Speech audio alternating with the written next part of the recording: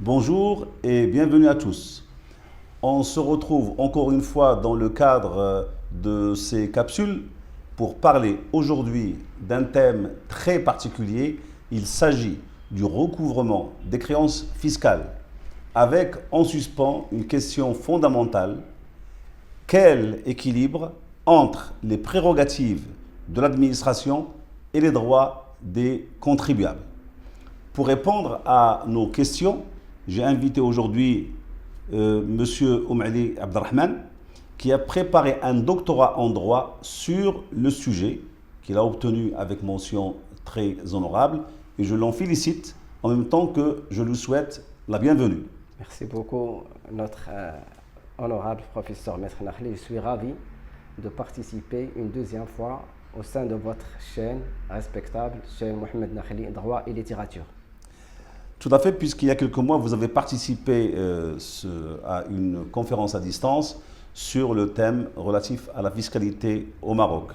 Aujourd'hui, la question est technique et comme je viens de le dire, elle est précise, d'autant plus que vous êtes bien placé pour répondre à la question puisque vous êtes inspecteur du fisc, on peut dire. De par votre profession et aussi vos intérêts, vos centres d'intérêt, notamment la recherche en droit, est-ce que vous pourrez nous décrire la procédure ou les procédures susceptibles d'assurer la protection du contribuable contre le cas échéant, ce n'est pas systématique du tout même, ce qu'on peut appeler un abus de la part de l'administration, en vue de prévenir le contentieux fiscal, parce que c'est ça l'intérêt en fait. Exactement.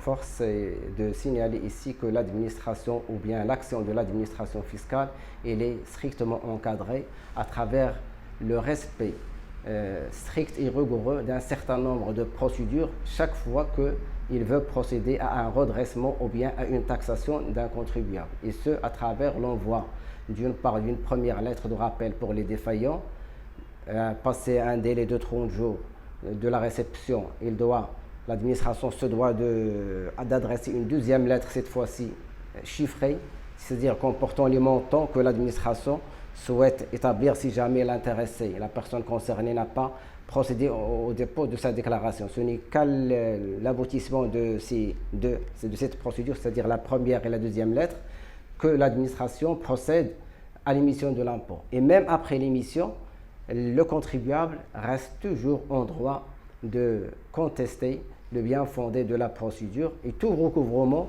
notamment forcé de la part de l'administration, ne peut intervenir qu'en respectant un certain nombre de procédures.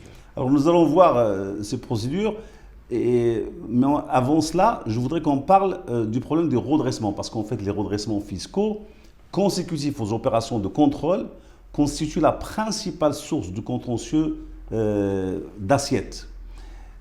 Quelles sont, à votre avis, les principales mesures de renforcement des droits des contribuables en la matière? Oui, bien entendu, le redressement fiscal constitue la principale source de contentieux fiscal. En fait, il s'agit pour l'administration de remettre en cause les déclarations souscrites par les contribuables et de procéder à l'émission des redressements et des droits complémentaires. Sauf que, en droit marocain, avant de procéder au redressement des bases déclarées, il appartient à l'administration d'apporter la preuve que les déclarations souscrites par le contribuable ne sont pas sincères ou bien elles renferment un certain nombre d'anomalies strictement déterminées par la loi, notamment l'article 213 du Code général des impôts qui édicte sept anomalies en présence desquelles l'administration est en droit de redresser les bases déclarées. En l'absence de ces 7 anomalies-là, l'administration ne peut procéder à la révision de droit qu'en apportant la preuve de l'insuffisance du chiffre d'affaires, notamment à travers la technique de l'étude quantitative. Alors l'esprit général de l'article 213, grosso modo, les points qui peuvent justifier la décision de l'administration, à titre d'exemple. Donc les 7 anomalies, c'est l'absence des inventaires qui sont prévus par la loi, la comptabilisation d'opérations fictives, la comptabilisation d'opérations sans justification, absence de pièces justificatives qui privent la comptabilité de toute valeur probante, et les erreurs et les omissions graves et répétées. Et toutes ces anomalies-là doivent impacter le chiffre d'affaires et le résultat. Sinon, si ces anomalies sont d'une minime importance qui ne peuvent pas remettre en cause le chiffre d'affaires déclaré ou bien le résultat déclaré, l'administration ne peut pas procéder au redressement.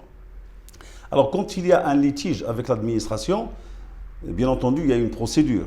Donc, il y a des recours. Mais avant le recours judiciaire, il y a ce qu'on appelle le recours devant les commissions arbitrales. Est-ce que vous pourrez nous décrire cette procédure préalable au recours à la justice? Oui, bien entendu, le recours préalable à tout recours judiciaire en cas de redressement essentiellement, un recours devant des commissions arbitrales s'impose. En fait, il y a deux types de commissions. Il y a la commission locale de taxation qui siège au niveau de chaque direction, de chaque ressort territorial de et qui direction. Siège au tribunal. Au tribunal, bien sûr, de première instance. Et il y a la commission nationale du recours fiscal. Et il y a la nouveauté de la loi de finances 2021, c'est l'introduction d'une commission régionale du recours fiscal qui est devenue seule compétente pour statuer ou bien de donner son avis sur les recours formulés par les contribuables contre les redressements faits par l'administration. Cette commission, il est présidée par un juge. Il est composé de 2 représentants des contribuables, 2 représentants de l'administration, dont l'un joue le rôle de secrétaire rapporteur et un représentant du wali. Très bien, donc en fait, on passe devant la première commission et le cas échéant, si on n'est pas content, on peut formuler un recours auprès de la commission nationale. Ceci, c'est avant 2016. À partir de 2016, il y a l'unicité du recours. Tout dépend si le chiffre d'affaires de la société ou bien du contribuable vérifié, il est inférieur à 10 millions de dirhams, il y a compétence exclusive de la commission locale de taxation, actuellement la commission régionale du recours fiscal.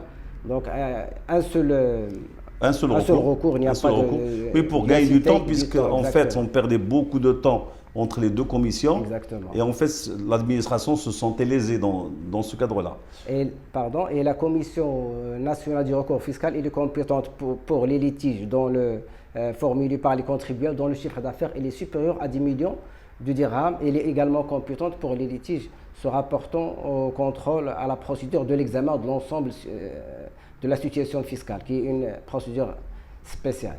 Donc, si vous voulez, si on doit résumer le recours devant les commissions, en un mot, c'est quoi? C'est le fait de faire intervenir des praticiens de la profession et une tierce personne, à savoir les juges, pour essayer de rapprocher les belligérants, bien les 2 parties. Avant tout recours judiciaire pour désengorger après la décision de la commission. Le contribuable n'est pas content. Il veut quand même contester la décision. Quel est le recours? Là, on passe au judiciaire. Exactement. Donc, une fois la décision de la commission prise, il appartient à la partie qui se voit lésée, ou bien à l'administration ou le contribuable, de porter recours devant les tribunaux, précisément le tribunal administratif. Tout à fait. Et alors, devant le tribunal administratif, nous avons aussi cette possibilité, tribunal de première instance, du tribunal administratif de première instance, et puis la cour d'appel. Exactement. La cour d'appel. Et puis le cas échéant, la cassation. Donc en fait, on tombe dans le circuit normal. Mais en attendant, l'administration, il avait la possibilité quand même de procéder à des mesures conservatoires. Bien sûr. Qu'en est-il de cette problématique? Parce qu'en fait, elle posait beaucoup de problèmes. Je fais allusion à l'avis à tiers détenteur. Qu'en est-il de cette procédure? Oui, effectivement, sur ce que reprochent les académiciens à la procédure fiscale marocaine, c'est qu'ils donnent droit à l'administration d'établir la taxation sur la base retenue par la commission locale ou la commission nationale. Sauf que cette action peut être préjudiciable pour les contribuables. Et dans ce cas, ils se trouvent obligés d'adopter une procédure dite de demande de sursis à exécution, dans laquelle ils demandent au receveur de l'administration fiscale de surseoir les mesures de recouvrement en attendant une décision définitive du tribunal.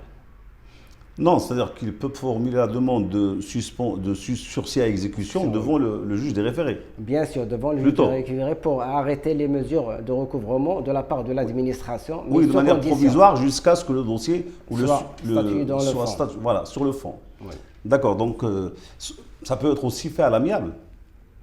Est-ce que l'administration peut répondre favorablement à une demande de sursis à exécution? Non, il y a le sursis à exécution, il est essentiellement obligatoirement devant le juge des référés. Il y a le sursis de paiement qui est réglementé par l'article 117 et 118 du Code du recouvrement des créances publiques, mais il est laissé à l'appréciation du receveur de l'administration fiscale qui exige des garanties et qui peut estimer les garanties produites par le contribuable insuffisantes et refuser du coup le demande de sursis au paiement. Voilà, justement, je parle de cette prérogative. Ça veut dire qu'il peut quand même, sur la base de garanties présentées, surseoir et différer l'exécution. Exactement, oui. C'est une forme de garantie aussi. Exactement, c'est une garantie. Bon, maintenant, au-delà, s'il n'y a pas entente, on va s'adresser au juge des référés. C'est lui qui va trancher. Exactement. Avant de terminer, je voudrais qu'on parle de la procédure dite de l'examen de l'ensemble de la situation fiscale, en fait, les signes apparents de richesse. C'est une procédure nouvelle et ancienne, en fait, parce qu'elle date de 1993. Elle a commencé à être mise en œuvre au Maroc récemment. Qu'est-ce que cette procédure et quels sont les moyens de recours entre les mains du contribuable? Il s'agit d'une procédure spécifique, dite de procédure de l'examen de l'ensemble de la situation fiscale du contribuable.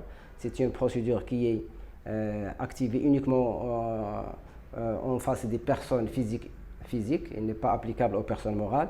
Elle consiste à rapprocher les revenus déclarés par un contribuable professionnel et son train de vie, c'est-à-dire ses moyens d'apparence de richesse. Donc, les signes apparents de richesse. Exactement, les dépenses essentielles. Alors, il paraît que vous prenez en considération, enfin l'administration prend en considération aussi bien les photos sur Facebook, sur Instagram, les déclarations à la presse, n'importe quel moyen est bon. Ceci en France, au Maroc, on n'a pas encore atteint ce stade avancé, mais en France, il y a des législations qui donnent la main à l'administration fiscale française de faire des requêtes au sein des réseaux sociaux pour suivre les fraudeurs à l'impôt et leur opposer. Vous êtes en train de défendre l'administration, vous voulez nous cacher qu'ils le font déjà, mais peu importe, l'essentiel c'est que cette procédure est un peu dure à assumer, d'ailleurs dans toutes les législations. Ce qui nous importe, c'est la manière dont va pouvoir se protéger le contribuable. C'est ce que je reproche en tant que chercheur à cette procédure de l'examen de l'ensemble de la situation fiscale, c'est le fait qu'il n'accorde pas les mêmes garanties qu'en matière de redressement classique. Je m'explique. Pour un redressement classique, le contribuable il est protégé d'abord par le droit d'être informé, c'est-à-dire on lui envoie un avis d'imposition avant tout redressement fiscal. En matière de l'examen de l'ensemble de la situation fiscale, cet envoi d'avis il est absent et c'est l'une des recommandations que j'ai bien formulées dans mon travail de recherche et j'espère que le législateur marocain prend conscience de cette faille et qu'il puisse améliorer la situation et la législation en vigueur. Exactement. Vous savez que vous avez fait une très bonne thèse. On attend qu'elle soit publiée. Vous ne l'avez pas publiée, la thèse elle est là. Vous l'avez eu, comme je l'ai dit tout à l'heure, avec la mention très honorable. Je vous en félicite. Sachant que vous avez un parcours assez particulier, puisque je vous ai eu comme étudiant en économie. J'étais votre prof de droit des affaires et droit commercial. 96. Ça fait longtemps. Après la licence en économie, vous êtes rentré dans l'administration fiscale et vous vous êtes inscrit en licence de droit. Puis le master droit, puis le doctorat. C'est exceptionnel et ça montre qu'en fait, il faut être tenace, il faut vraiment se battre. Il ne faut pas être nihiliste et dire qu'il n'y a rien à faire. Non, Sidi Mehdi, c'est l'exemple de l'étudiant studieux qui ne laisse rien passer et qui, avec des moyens limités, arrive quand même à s'imposer sur le terrain de la recherche. Récemment, je viens d'avoir mon master en contrôle, comptabilité, audit pour Eh l'équivalent. ben, je vous félicite. Vous êtes un professionnel des études, donc j'y peux rien. Je vous suggère de continuer d'ailleurs, c'est très bien parce que c'est notre grand bonheur. Écoutez, j'ai une question classique que je pose aux gens qui viennent nous voir dans cette petite émission. On n'est pas prétentieux, on connaît nos limites. Ce sont des capsules à l'adresse des gens qui nous suivent. Et il y a un petit instant littérature, ça veut dire, je pose la question, quelles sont vos lectures en dehors du droit et de la fiscalité en ce moment?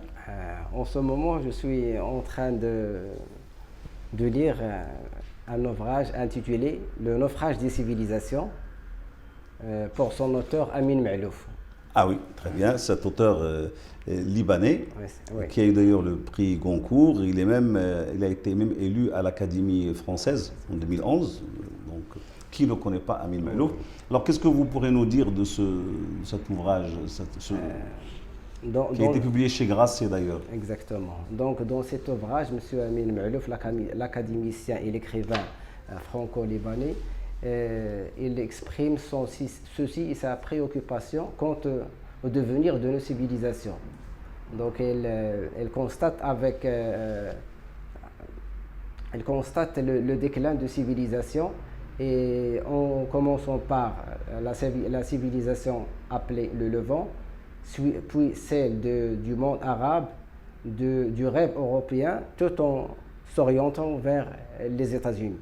Cet ouvrage essaie de répondre à la question comment peut-on sauver nos valeurs, les valeurs humaines notamment. Grande question. Grande question. En fait, en quelque sorte, il va utiliser, d'après ce que j'ai compris, à la lecture d'une partie de l'ouvrage, il emploie la littérature et la poésie pour engager son lecteur sur ce qu'il deviendra, parce que Amin Maalouf, avec cet ouvrage ou ce travail, il lance un avertissement à l'humanité. En fait.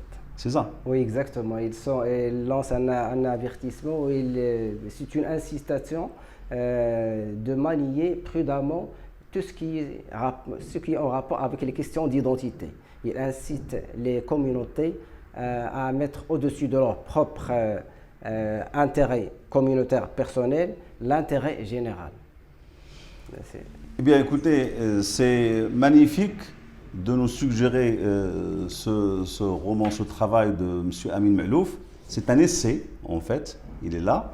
Il a été publié chez Grasset. On le trouve aussi à Marrakech. Je vous remercie pour votre suggestion. Je vous remercie pour votre participation et les éclaircissements que vous nous avez apportés en toute objectivité sur la question de la fiscalité. Et je vous dis à très bientôt, et à nos lecteurs, nos auditeurs, à bientôt et au revoir.